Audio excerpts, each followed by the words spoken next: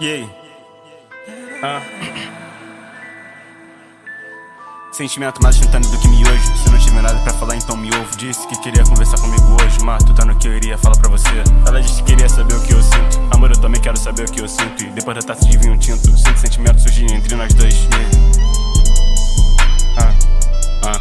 Sinto sentimentos surgirem entre nós dois.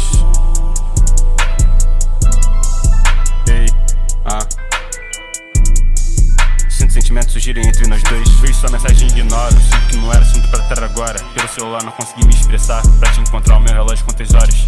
Sem querer eu esqueci o meu amor em casa. Não devia ter tirado ele da mochila. Seria bem melhor conversar sobre isso na praia. Hoje não vai dar porque está chovendo ainda. Está chovendo dentro do seu quarto. Sem querer instalei uma hidrelétrica em sua mente. Tudo aconteceu de repente. Ei, não era a intenção minha fazer você chorar.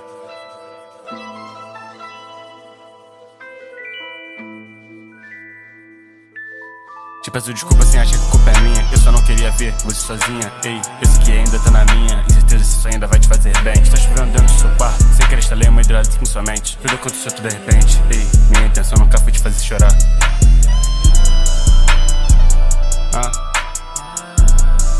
Não era a intenção minha fazer você chorar.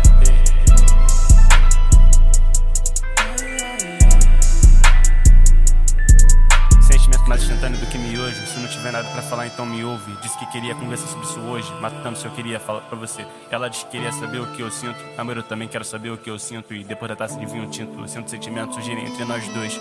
Vejo sua mensagem e ignoro. Sinto que não era assunto pra tratar agora. Pelo celular eu consegui me estressar. Pra te encontrar o meu relógio com 3 horas. Pra te encontrar.